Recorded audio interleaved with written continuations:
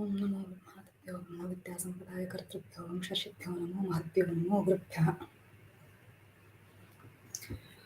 Namaste. A very good morning to everybody. Let me start my slide.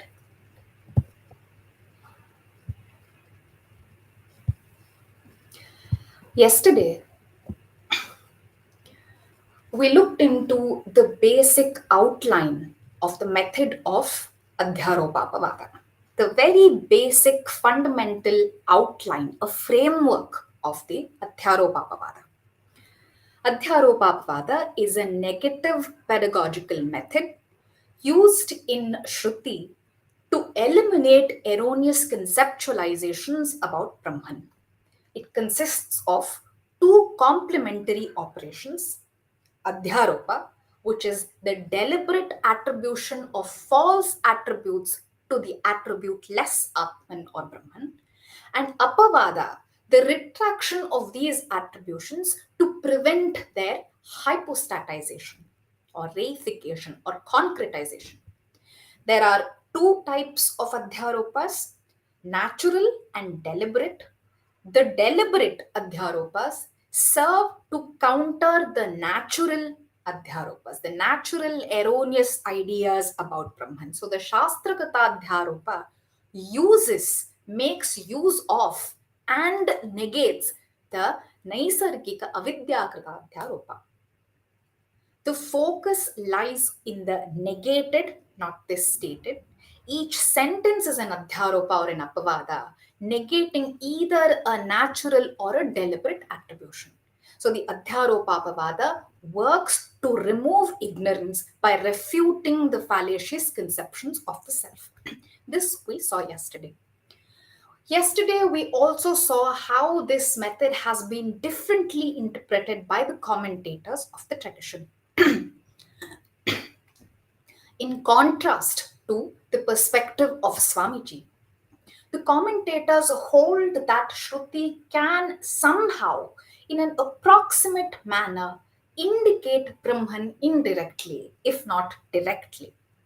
In the hands of the Vyakhyanakaras, the method of Adhyaaropaapavaada serves as one of several tools to indicate Brahman.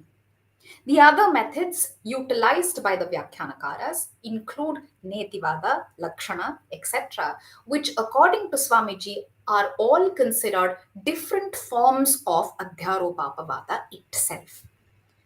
Now, this leads us to two questions. Firstly, what is the rationale behind Swamiji's assertion that the sole hermeneutical approach adopted by the Shruti is Adhyaaropaapavaada? And how does he substantiate this claim? Secondly, whether the distinction between the two approaches, between Swamiji's and the Vyakhyanakaras, is merely nominal, or does it hold genuine import? Whether designating a given approach as Adhyaaropaapavaada or Netivada entails any fundamental dissimilarity. See, in answer to the first question is that there is no other way possible. Any word used to describe Brahman is inevitably an Adhyaropa, a temporary attribution of a particular trait or feature from an empirical standpoint, to be subsequently negated from the Vedantic perspective. There is no other way. For example, yesterday we considered the Gita Shloka, the Sarvataha Panipadam. This is recognized as an adhyaropa by the commentators, the Vyakhyanakaras, and the next shloka, the Sarvendriya Gunabhasam, is recognized as an apavada. What does this imply? That the previous shloka is not an adhyaropa. The previous shloka is Jneyam yattat pravakshami, yajñātvā amritamashnute. Is Jneyam not obviously a Shastrakrita adhyaropa on Brahman? Brahman cannot be known as an object. It can only be realized as the self. To say it must be known, to say it can be known, is that not an adhyaropa? Yajñātva amritamashnute.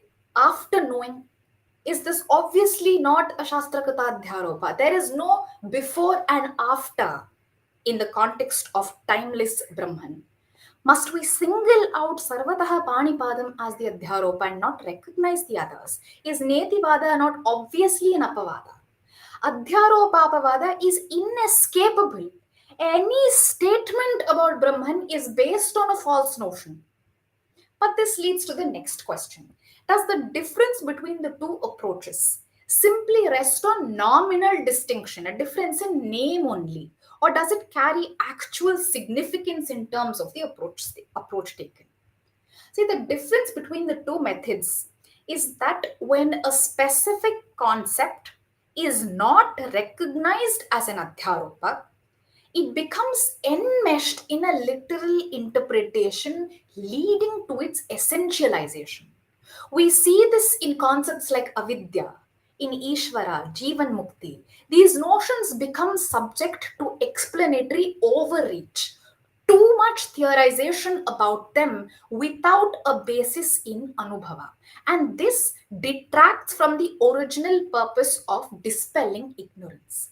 The commentators, the Vyakhyanakaras, try to synthesize the Adhyaropas into a coherent philosophical system. In contrast, Swamiji is not forced or compelled to provide a rationale for these constructs. They are scaffolding in the construction of a greater edifice. The assertion that everything is an adhyaropa and apavada should not be misconstrued as a nihilistic or a relativist stance, that nothing exists or everything is illusory.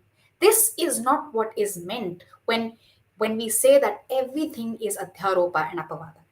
Instead, it is simply a call to resist the impulse to literalize and reify the concepts, to refrain from indulging in the speculative theories based on such literalization, because the tatparya lies elsewhere. So, for instance, if you encounter the term avidya, the tendency is to delve into its ontology, its causal origin, means to eradicate it. You want to inquire into its nature. What is avidya? Its locus. Where is avidya located? Where is it? However, recognizing that avidya is an adhyaropa means that you are not compelled to embark on these unnecessary and fruitless inquiries. Very ably demonstrated by Shankaracharya in his Bhashya. Similarly, if you encounter the term Ishvara, you don't fixate on Ishvara's form, attributes, actions. Rather, understanding that Ishvara is an adhyaropa means that you should focus on what is being negated when the term is used rather than fixate on the term itself. The crux of the matter is when one fails to recognize the provisional and pragmatic nature of the Adhyaropas, one is liable to become ensnared in the endless debates and speculative theorizing, resulting in a concretization of concepts that obscures the true nature. Therefore, recognizing the provisional nature of the Adhyaropas and Apavadas is crucial for avoiding the futile intellectual pursuits and uncovering the true nature of reality, which is the express purpose of this Adhyaropa and Apavada. Daniel Ingalls makes an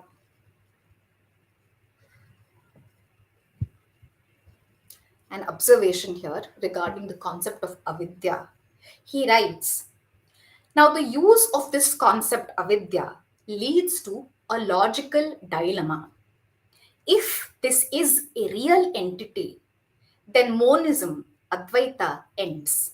On the other hand, to say that it is an imaginary entity is to destroy the very doctrine of avidya. There are two ways out of this dilemma. One of them has been taken up by most of Shankara's followers and has come to be known as the typical Kevaladvaita point of view. There is, however, another way out of the dilemma. That is, not by solving, but by avoiding it.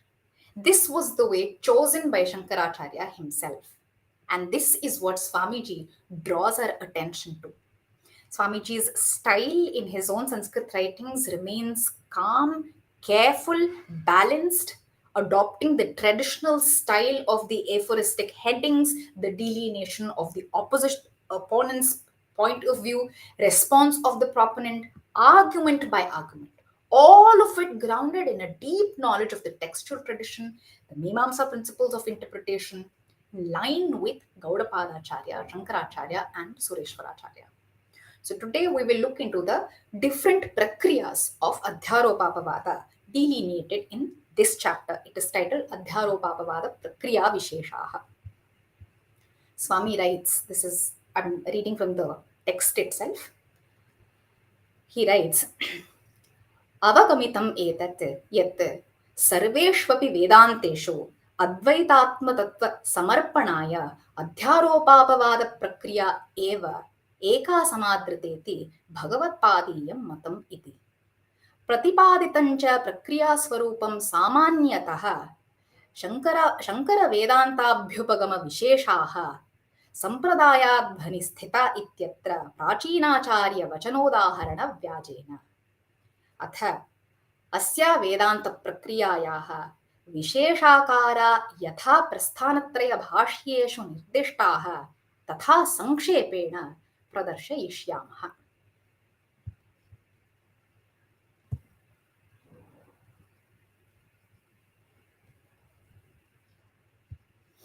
Before we proceed to the different prakriyas, I want to simply mention that the Upanishads contain upasanas also.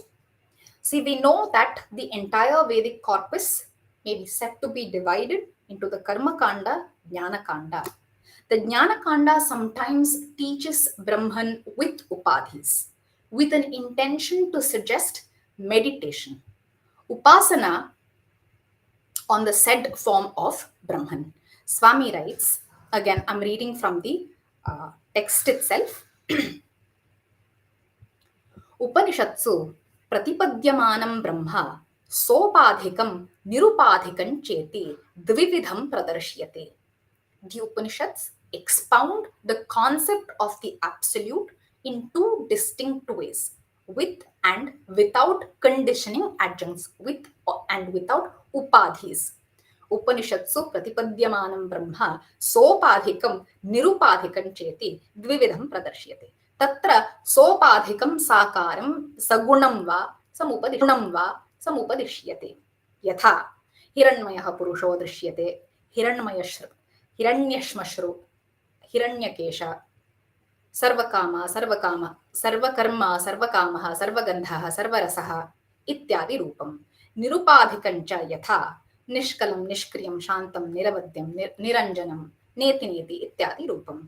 तत्र निरुपाधिकं ब्रह्म यथा वर्णितरीत्या अध्यारोपापवाद प्रक्रियया समर्प्यत इति भवेत्. See, the absolute when presented with the conditioning adjoints is referred to as sopadhikam sakaram sagunam. The sopadhikam is called sakaram sagunam. These passages describe the form to be meditated upon. It also describes the rewards that accrues upon meditating on the said form of Brahman. On the other hand, the absolute without conditioning adjuncts, without the upadhis, is taught in passages such as Nishkalam, Nishkriyam, etc. Now, a question that arises here is, does the method of Adhyaaropaapavaada apply to the passages that teach Saguna Brahman? Swami writes, Sopadhikantu kathametat prakriya gocharam bhavet iti shanka samunmishet jijnasunam. And the answer here is no. The method of Adhyaaropaapavaada does not apply to the upasana vakyas of the Upanishads. Swami writes, Vidhi pradhanebhyo vilakshanaani vastumatra pariyavasayini brahmavakyani. तेष्वेव एषा अध्यारोपापवाद प्रक्रिया व्याप्रियत इत्युक्तम्. उपासनावाक्यैः निर्देश्यस्य तु ब्रह्मणः अविद्याकल्पित नामरूपोपाधियुक्तत्वात् उपासनविधिशेषत्वाच्च न तत्र etat prakriyavisheshaha iti cha. Upasana sections occurs in the Jnana Kanda. They are called Jnana, Vidya, Upasana. They are called Vidya in order to distinguish them from the Karma Kanda, because they are not like the karmas prescribed in the Karma Kanda of sections of the Veda. But they are not like the Brahma Vakyas also. There is a difference between the Brahma Vakyas and the Upasana Vakyas. The Upasanas proceed on a distinction between the subject and object of meditation. This distinction is grounded in avidya and therefore is different from the Brahma Vakyas. In the English version, Swami writes, I've put the long quote here.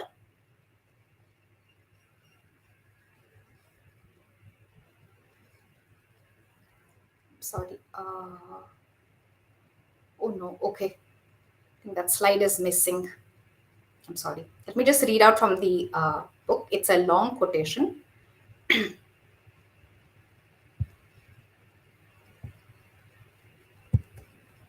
I'm reading from the original book. There are Vedic texts quite different from those primarily concerned with prescribing courses of action, which are primarily concerned with proclaiming the true nature of reality. We have already explained how the method of interpretation as false in attribution followed by subsequent retraction applies to them alone. And we have also seen how the absolute, as expounded in the texts dealing with meditations prescribed for specific ends, is associated with apparent conditioning adjuncts of name and form imagined through ignorance. Further, we have seen that the method of interpretation as false attribution followed by subsequent retraction is not applicable to those texts because they depend on injunctions to perform meditations for specific ends. What then is the difference between knowledge of non duality and these meditations?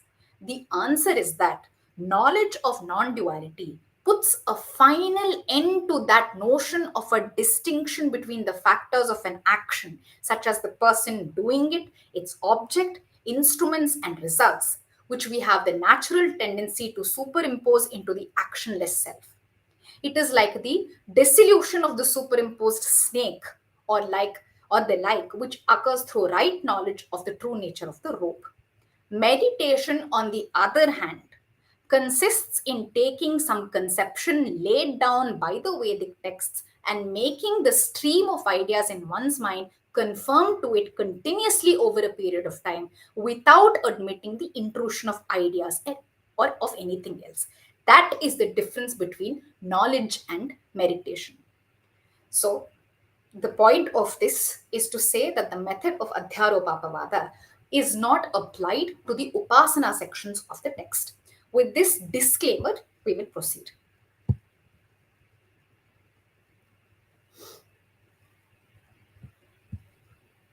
The very first question that Swami raises is this. Let us assume that Brahmajnana can occur only by negating all falsely attributed qualities. Now, erroneous notions are inexhaustible, infinite. Their nature, number cannot be regulated. Correct comprehension is singular with no scope for variation. Wrong notions, on the other hand, are endless. Given this, how can the Upanishads achieve a conclusive negation of all false attributions? He writes, Athaivam paramarthasya sarvadhyaropapavadenaiva विज्ञापयितव्यत्वे कदा नु खल्वन्तं गन्ता बोधकः सर्वाध्यारोपाणाम् इति न हि भ्रान्तिबुद्धीनाम् इयत्ता समस्ति निरङ्कुशत्वात् मिथ्यामतेः तत्र कथङ्कारं वेदान्तैर् अध्यारोपापवादो निरवशेषः कृतः स्यात् इति. The answer to this is, he writes further, atroच्यते अस्ति कश्चित् अध्यारोपो यः सर्वेषाम् अध्यारोपाणां मूलहेतुः यस्मिन् सत्त्वे एव इतरा भ्रान्तयो आत्मानं लभन्ते अनर्थहेतवश्च भवन्ति स्वस्वजीवितकाले। अत एव तम् अविद्याशब्देन विशिंशन्ति वेदान्ताः। तद्बाधनेन तत्त्वस्वरूपनिर्धारणं ज्ञानञ्च विद्याशब्देन. There exists a fundamental adhyaropa which forms the basis of all other adhyaropas. It is this adhyaropa that gives rise to other erroneous notions. And this fundamental adhyaropa is avidya. By recognizing, refuting this foundational adhyaropa, the Upanishads achieve a definitive negation of all false attributions, thereby revealing the true nature of Brahman. Avidya is defined as atasmin tad buddhihi, mutual superimposition of the self onto the non-self and vice versa. It forms the basis of everything. Laukikaha, Vedikascha, Vyavaharaha. It is all avidya purassara eva. Synonyms of avidya include adhyasa, adhyaropa, viparyaya, viparyasa, mithyajnana, mithyapratyaya, anyatha grahana, tamas, bhranti, moha, etc. Its cause is a lack of correct knowledge of self. We saw this in a previous session. Atman is neither entirely unknown or entirely known. It is incorrectly known. And this incorrect or incomplete knowledge is what causes the mutual superimposition of self and not self. Swami quotes Gaudapadacharya here. He says, Anishchita yatharajjur andhakare vikalpita sarpadharadibhirbhavaihi tadvat atma vikalpitaha. The absence of discrimination. This is variously called ajnana, which is absence of knowledge, agrahana, failure to perceive, anavagama, not being aware of, anavabodha, apratibodha. And sometimes, because it can be said to be the cause, it's sometimes called karana, bija, etc. Swami writes, अविद्या हि सर्वानर्थहेतुः प्रमाण प्रमेय कर्तृत्व भोक्तृत्व व्यवहार जनकत्वात्। न हि असति प्रमाण व्यवहारे द्वितीय वस्तु संभावन ज्ञानम समस्ति द्वितीय वस्तु सद्भाव ज्ञानम समस्ति न च द्वितीय वस्तु ज्ञानमन्तरेण तद् विषयः कामो भयं वा समुद्भवेत् न च काम भयादि दोष समुत्थानं विना इष्टानिष्ट प्राप्ति परिहारार्थं प्रवृत्ति विवृत्ति प्रादुष्याताम् तन्निष्पन्न फलभोगो वा। तस्मात् अविद्यैव प्रमाणादि व्यवहार जनकत्वद्वारेण सर्वानर्थहेतुः इति गम्यते. Very clearly stated in the Adhyasa Bhashya that this includes the Moksha Shastra also. Moksha Shastra is also ultimately based on avidya. Again, this is an adhyaropa. It is a mooladhyaropa. It does not exist as a separate entity. Swami explains this very beautifully with the Akhyaika of the 17 elephants, where the three sons divide the 17 elephants with the help from a wise judge who lends them one of his elephants to solve the problem. The 18th elephant is used in the story as a tool to solve the problem. Avidya is like that 18th elephant. Its use is simply as a means of pedagogy, no more and no less. When we look into the prakriya of Adhyaaropa and Apavada, our aim is to identify the function of Adhyaaropa. What does it negate by stating what it does? And the corresponding Apavada for every Adhyaaropa, thereby showcasing how they operate in conjunction to negate the undesirable implications of both, to demonstrate that they work as a pair, to nullify the unwanted connotations of both. In the ShuddaShAnkaraprakriyABhAskaraha, Swami discusses these many prakriyas. Vedanta Prakriya Pratyabhijna covers more topics, more prakriyas than the ones listed here. Of the 12 prakriyas considered in this chapter, I'll cover the highlighted ones briefly, because each prakriya, if discussed in detail, can take an hour each. This is Dingmatra only. Swamiji also emphasizes that the prakriyas are not limited to the ones listed in the works, in his works, all his works. Whatever is listed, that is not all. They're everywhere. He's showing us the method. We must try to understand the method, apply it ourselves, learn to recognize the adhyaropas, what they negate, what the apavadas are. In this lies the Vedanta sadhana for us. If told everything also it is not useful, there must be an effort from our side as well. So we look into the prakriyas now.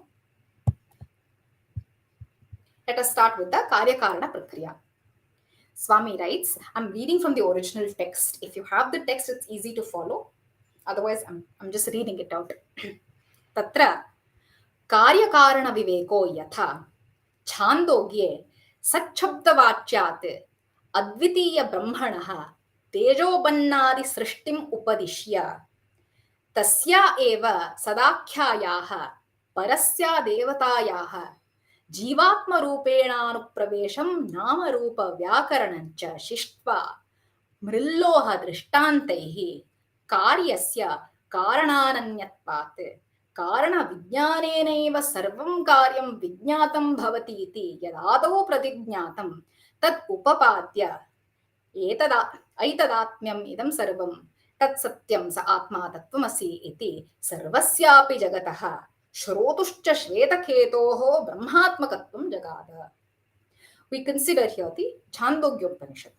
First, the Chandogya speaks of Brahman as Sat, Sat Shabda Vachya. Then teaches that the fire, water, earth, etc. emerged from it. Sat Shabda Vachat Advitiya Brahmanaha Tejobannadi Srishtim Upadishya. After teaching that the elements of fire, earth, etc. emerged from that Satvachya Brahman, the Chandogya then says, this Satvachya Brahman, in the form of a supreme deity, entered the jiva, unfolded as the myriad name and form of this world. Tasya eva sadakhyayaha parasya devatayaha jivatma rupena anupravesham nama rupa vyakaranamcha shishtva. After having taught this, then Mrilloha Drishtantaihi, through the Drishtanta of the clay and the pot, the famous example, it teaches Karyasya Karanananyatvam. It tells us that Karya is not different from the Karana. That by knowing the Karana, the Karya will stand known. Karana Vijnaneneva Sarvam Karyam Vijnatam Bhavati. Then it ends with the statement Aitadatmyam Idam Sarvam. The true self of the world, Sarvasyapi Jagataha, and that of Shvetaketu is the absolute. Again, in the Mundakopanishad, first describes how the living, non-living world emerged from Akshara Purusha. Akshara Satya Purusha, Purushapara Namadheyasya Dvitiya Brahmana Eva Sarvasya Characharasya Jagata Utpattim Upadishya. Then it declares that the universe is nothing but the absolute. Similarly, Taittiriya. Swami shows that everywhere the Karya Karana descriptions are followed by the declaration of an identity between the Karya and the Karana.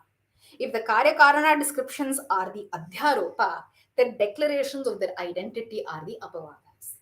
Swami writes, Sarvatra cha idrisha sthaleshu Karya-karanavada swikaranam Atmaigatve chittavataropayatvenaiv natu karya-satyatam vaktum iti shrutau yathaiva drishtante sarvatra karyasya vacharambhanatvena namamatratvam pratignyaya karanasyaiva tu tadapekshaya satyattvavadharanam.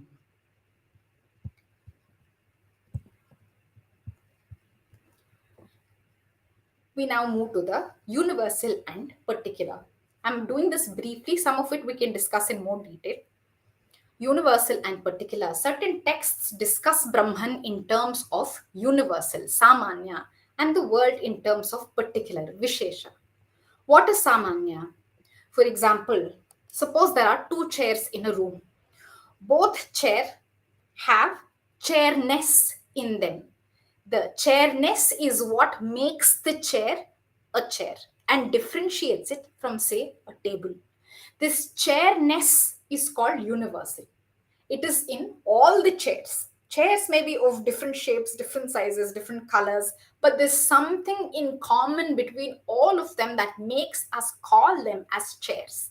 This something is called universal or samanya.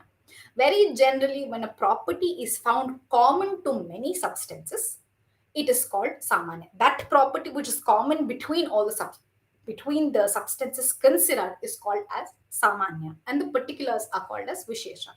Now, certain texts call Brahman as the samanya and the variegated word as the vishesha. For example, this Brihadaranyaka.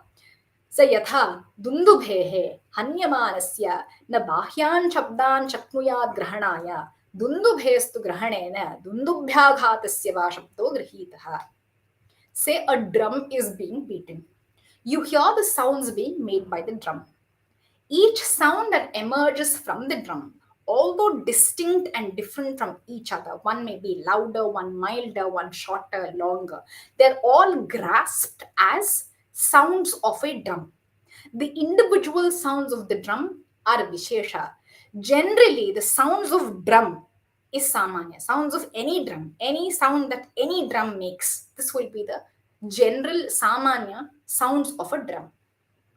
The distinct sounds, the vishesha, cannot be grasped without the general, without the samanya.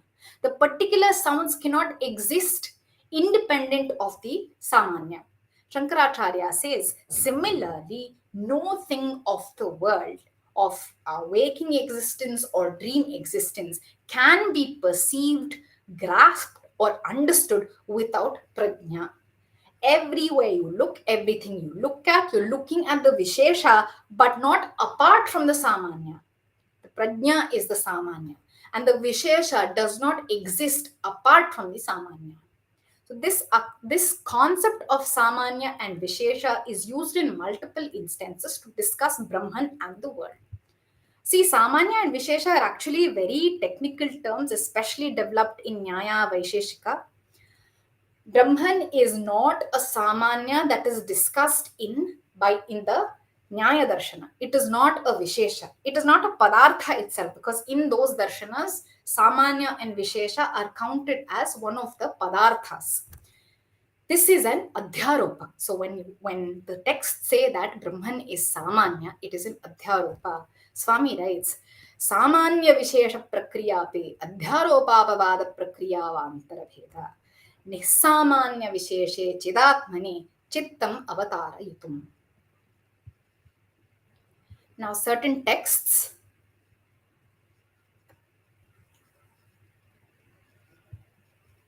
speak of the entry of Brahman into Jiva.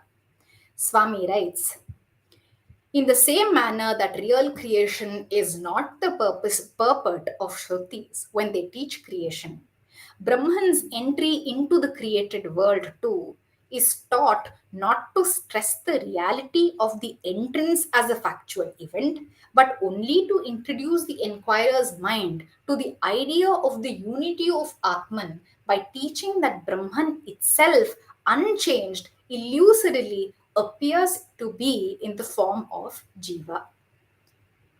The Adhyaaropa texts include Tat Srishtva Tadevanupravishat Anena Jivenatmananupravishya Namarupe Vyakaravani. The Apavada texts, this is the Bhashya. Tadevedam Akashadikaranam Karyam Srishtva Tat Anupravishtam Iva Antarguhayam Buddhau Drashtra Shrotra Mantra Vignatra Ityevam Visheshavat Upalabhyate Sa eva tasya praveshaha. This is the Apavada text. Each Adhyaaropa will have an Apavada somewhere, not necessarily in the same context, not necessarily in the same sutra, not necessarily in the same paragraph or the same prakarana, but it will be there. It will be there somewhere.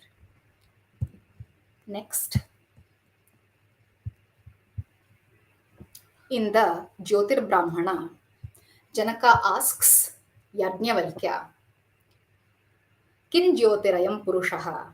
And Yajnavalkya's answer is a very clear demonstration of the method of Adhyaaropaapavaada. The context is like this. Sage Yajnavalkya, pleased with King Janaka, grants him a gift. Tasmaiha Yajnavalkyo Varam Vadau. And the Vara is to be questioned at will, the Kama Prashna. So King Janaka asks him, Yajnavalkya, Kin Jyotir Ayam Purusha iti. Yajnavalkya, what is the light for this person? What is that light that drives the functions of the body? Aditya Jyotihi Samrat iti hovacha.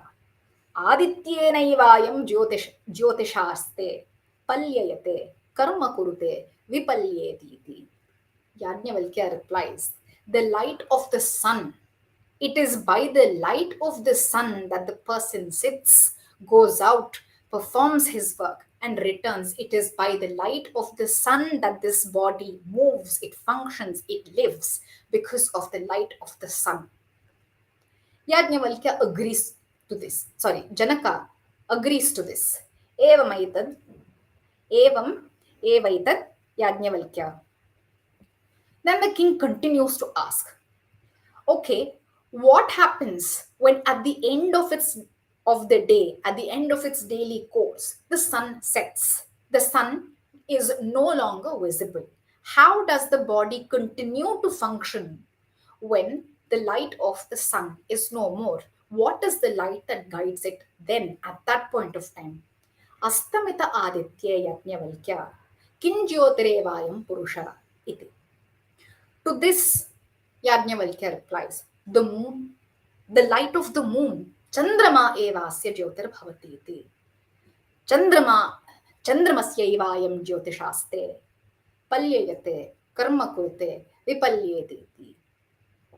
Evamevaitad Yajnavalkya. King Janaka agrees. Then he asks again, what happens when the moon sets or the light of the moon is no longer available?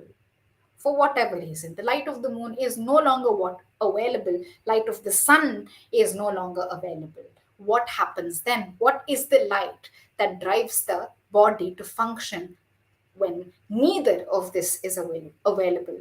Astamita aditye yajnavalkya chandramasya astamite kim jyotirevayam purusha iti agnirevasya jyotirbhavati iti. He gives the answer, fire. Agni is the fire that drives the body then. When that is no more, Vage Vasya Jyotirbhavati iti. Then Astamita Aditya Yajnavalkya Chandramasya Astamite Shante Gnau Shantayam Vachi Kinjyotirevayam Purusha iti. Wait, when this is also not there, then what drives the body? Janaka asks Yajnavalkya. When the sun has set, when the moon has set, when the fire is extinguished, when speech has come to rest, what is the light then? Atmaivasya jyotirbhavati iti. Atmanaivayam jyotishaste palyayate karma kurute vipalyete iti. His self alone is his light. By the light of the self, he sits, moves around, does his work, returns. This is very clearly the method of Adhyaaropaapavaada.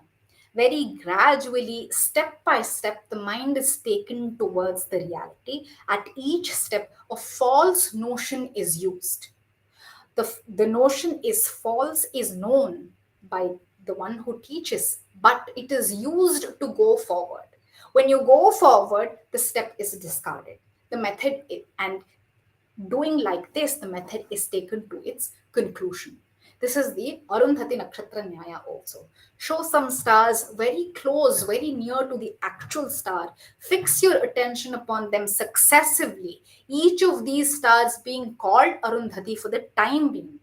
Finally, the tiny star, the real Arundhati, is itself pointed to, and the Purohita says, that is the real Arundhati. I call the other stars by the same name just to lead your eyes towards the actual Arundhati. Yatha Arundhati nidarshane bahvishvapi tarasu amukyasu arundhatishu darshitasu ya antya pradarshyate sa mukhyaiva arundhati bhavati evam ihapi. The Panchakosha Prakriya is also like this. First, it begins with a brief discussion of Anna. Annam hi bhutanam jyeshtham. Annad bhutani jayante. Jatani annena vardhante. And then Upanishad say Annad proshaha. This is an Adhyaaropa. But it is temporary because the Apavada follows immediately. The Upanishads declare Anyontaraatma Pranamayaha. Atma is then identified with the Pranamaya Kosha. This is the Adhyaropa. But immediately after, the Upanishad says Anyontaraatma Manomaya, Anyontaraatma Vijnanamaya, Anyontaraatma Anandamaya. The word Atman is identified and subsequently distinguished in succession with each of the five kosha, the five sheaths Anna, Prana, Manas, Vijnana, and Ananda, in order to eliminate each specific erroneous attributes. Swami writes, Uttarasmin koshe Atmabuddhyadhyaropanam पूर्वस्मिन् तत् अपोहनेन परमार्थात्मभूते ब्रह्मण्येवात्मबुद्धिस्थिरीकरणार्थम् उपायः प्रक्रियेति गम्यते. Now consider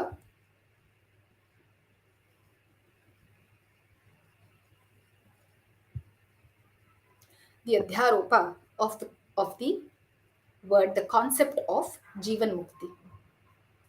I want to use this concept to show what happens when you don't recognize an Adhyaropa as an Adhyaropa. See, the problem of Jivan Mukti poses a challenge for the Vyakhyanakaras. Jivan Mukti refers to a state of being liberated while still in a physical body. This presents a paradox because it requires one to possess the knowledge of the eternal non-dual self while simultaneously existing in a physical body. The physical body is considered a manifestation of the prarabdha karma, which is part of the realm of avidya. On the other hand, the knowledge of Brahman or ultimate reality, referred to as vidya, destroys avidya, consequently karma. The attainment of Jivan Mukti raises a crucial question. How is vidya possible? How is avidya possible after the attainment of vidya? The Vyakhyanakaras offer a variety of answers to it. They say that the jnani, the knower, is bodiless while still embodied, that there is a practical significance of Jivan Mukti which allows enlightened teachers to remain in a physical form, guide those who are still ignorant, that prarabdha karma and consequently a remnant of avidya, the avidya lesha, persists even after liberation, etc. While Shankaracharya has endorsed these different explanations in various instances, Swami argues that his responses are not intended to form a comprehensive theory of Jivan Mukti. They are only Adhyaropas. Look at Shankaracharya's answer to the question. He says in the Anarabdhakarye eva tu purve tadavadhehe, he writes, अप्रवृत्तफले एव पूर्वे जन्मान्तरसञ्चिते अस्मिन्नपि च जन्मनि प्राग् ज्ञानोत्पत्तेः सञ्चिते सुकृत दुष्कृते ज्ञानाधिगमात् क्षीयेते न तु आरब्धकार्ये सामिभुक्तफले याभ्याम् एतद् ब्रह्मज्ञानायतनं जन्म निर्मितम्. Knowledge does not destroy karma that has begun to fructify. It annihilates anarabdha karma, that which has not begun to fructify. The arabdha karma, on the other hand, is like an arrow. It follows its initial propulsion. It has to complete its force and attain fruition. You cannot stop it in between. The force is there, the force of the prarabdha karma, which gave rise to this very body through which we attained the Brahmajnana. The body that exists, this cannot suddenly be exhausted or extinguished. Jnana does not destroy the karma, the prarabdha karma that has given rise to this body itself. He gives a drishtanta, Kulala Chakravat प्रवृत्तवेगस्य अन्तराले प्रतिबन्धासम्भवात् भवति वेगक्षय प्रतिपालनम्. Until it exhausts its force, it has to continue. It cannot be stopped midway. Shankaracharya has said this in so many words, in these exact words. And based on these statements, the Vyakhyanakaras formulated a rigorous exposition of the continuation of Prarabdha Karma and Avidya in a Jivan Mukta. Vimuktatman, for example, he says, Drishtatattvasya ched tadaiva shariram pated tada acharya bhava vidyalabhan moksha bhavaha.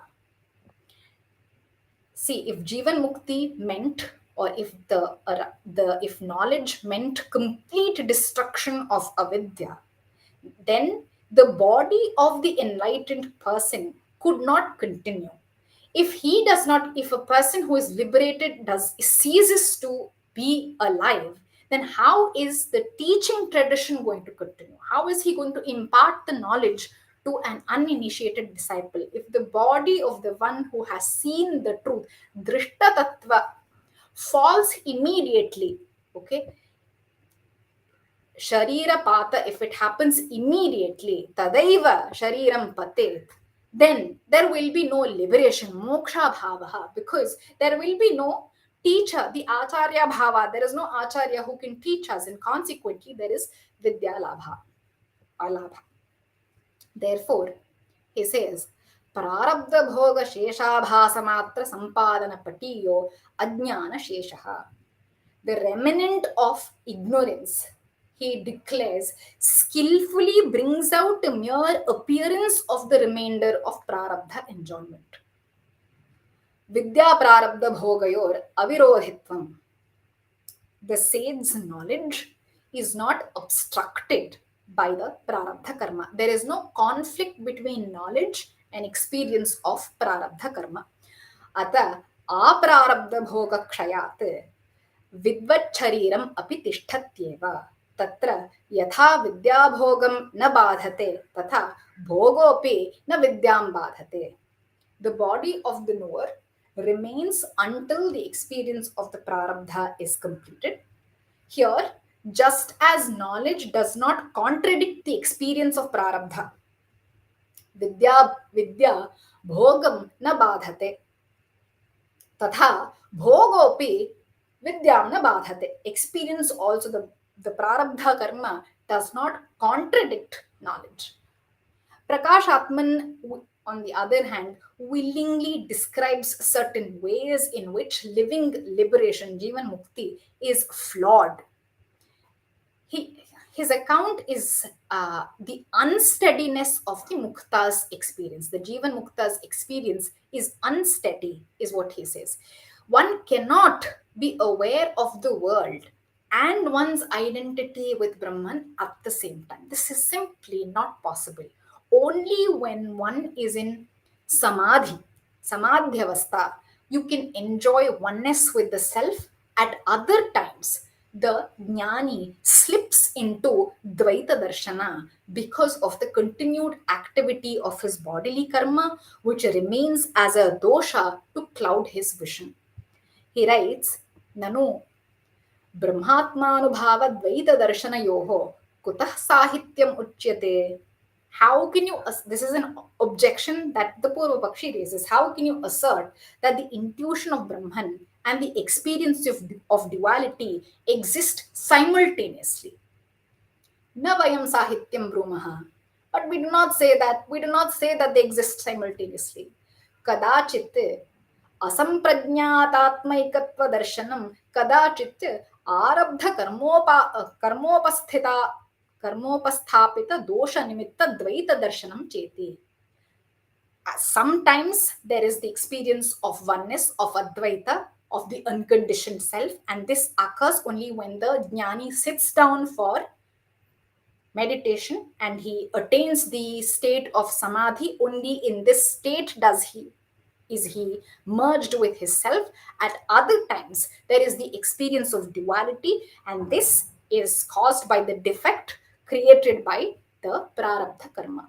So the two don't exist together. It is two different states that exist at different periods of time. For Chitsukha, Prarabdha is to be taken seriously as a potent force, the Prabala that functions as an obstruction to the power of knowledge. See, earlier we saw Vimuktatman saying that at least the Prarabdha does not bother Vidya, na badhate. But by the time of Chitsukha, we have this Prarabdha karma has taken the form of a Prabala force, a very potent force that functions as a pratibandha to the to jnana, the remnant of avidya that it forces upon. The mukta is transcended only in samadhi or death. This is again a continuation of Prakash Atman's line of thought. He says, Maya lesho जीवन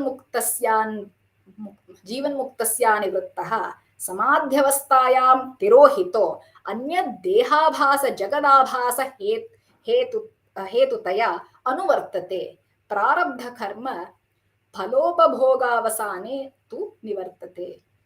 It's only in the samadhyavastha that the self is enjoyed. At other times, it is Dvaita Darshana. Only at the end of the prarabdha phala bhoga do you experience final liberation. Building on Chitsukha's arguments, Madhusudana Saraswati, commentator Brahmananda Saraswati, declare Videha Mukti as the Parama Mukti, hierarchically superior to Jivan Mukti. We see here that the Vyakhyanakara's seemingly innocuous endeavor to elucidate the persistence of prarabdha karma in the Jivan Mukta compromises, undermines the very notion of moksha itself. And this is precisely what Swamiji opposes. He writes, some of the subcommentators have ventured to proclaim that according to Shankara, let me see if I've put down this, just a second. Some of the subcommentators have ventured to proclaim that according to Shankara, Videha Mukti is the only release in the primary sense, and that Jivan Mukti, freedom while the knower of Brahman is alive, can only be secondary release since he has the body to sustain, with which a little portion or residue of avidya continues to be till the fructifying karmas are quite exhausted.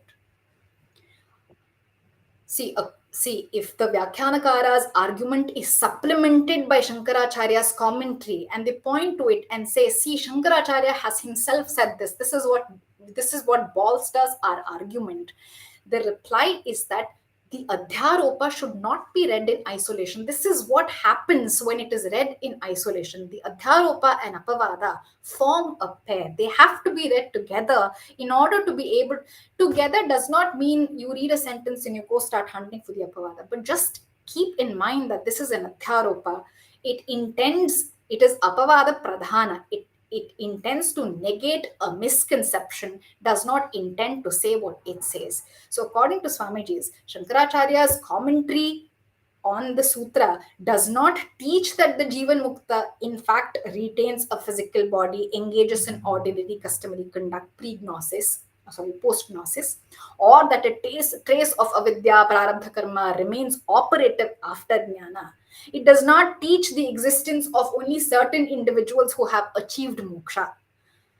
According to Swami, Shankaracharya's commentary is an adhyaaropa from the Vyavaharika Drishti, a thoroughly false strategic argument that is intended to negate certain inadvertent conceptions about Brahman. By positing Jivan Mukti, his existence, his experience, Shankaracharya counters the erroneous notion that moksha can only be attained after the cessation of bodily existence. This Adhyaaropa stands sublated elsewhere. For example, when Shankaracharya says, Sharire patite ashariratvam syat na jivata iti ched na सशरीरत्वस्य मिथ्याज्ञाननिमित्तत्वा न ह्यात्मनः शरीरात्माभिमानलक्षणं मिथ्याज्ञानं मुक्त्वा अन्यतः सशरीरत्वं शक्यं कल्पयितुम्. Both statements, the Adhyaaropa and Apavada, are read in conjunction with each other, not as two distinct levels of reality. Each serves to restrain the incorrect connotations of the other and works in concert to eliminate misconceptions about the nature of Brahman. Swamiji writes,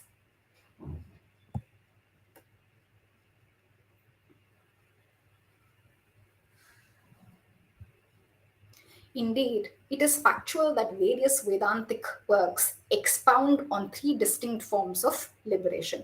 Krama Mukti, which is achieved in stages, where those who have dutifully practiced the recommended meditative exercises will ascend to the world of Brahma and there, in the company of Brahma, realize a right intuitive knowledge of the Absolute when the world disintegrates at the culmination of the cosmic cycle.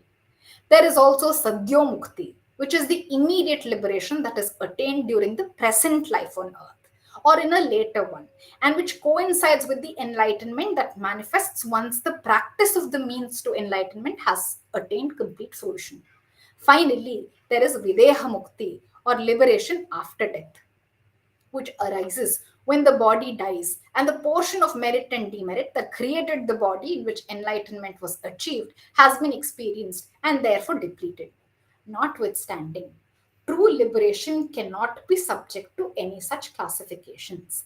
In its authentic sense, liberation has already been attained. There is no variance in the knowledge through which it is realized. Liberation is not a product of production, transformation, acquisition, or purification. Thus, it is not something that can be achieved, nor can it vary according to the means by which it is attained. It is the very nature of the self which has already been realized. He further writes, failing to see that the convention of eschatological mukti is only a concession to the Vyavaharik view that man has a body, the Vyakhyana schools have succumbed to the belief that release is really an event in time to be attained after exhausting all karmas. See, Swami's central concern is this hypostatization of the concepts. The danger lies in interpreting the Adhyaaropa in isolation, forgetting that it is negated elsewhere. It potentially leads to a literal interpretation, like a weaving together of concepts into a possibly cohesive philosophy. The problem is that it does not end there. It harms the basic fundamental tenets of Advaita Vedanta itself. If it didn't do that, then it was another different story. But the whole concept, all the theorizations, what it does is strike at the fundamentals of Advaita Vedanta itself. Moksha is no more here and now then. So the controversy is not limited to Mula Vidya. Mula Vidya is symptomatic of a larger problem, namely the hypostatization of concepts. Why? Because Adhyaropa is not recognized as an Adhyaropa that is sublated elsewhere. So the intent of this assertion is simply to caution against the impulse to literalize reify concepts, as well as to abstain from the indulgence in the speculative theories that result from such literalization. It takes away what the Adhyaaropaapavaada does. It takes away the removing of the ignorance. It is removing no ignorance anymore. The moment you start to focus on the terms and spin theories out of it, the instructional value of the Adhyaaropaapavaada is lost. And this is what primarily Swamiji drew our attention to. Tomorrow we'll look into this in more detail. I'll end my session today.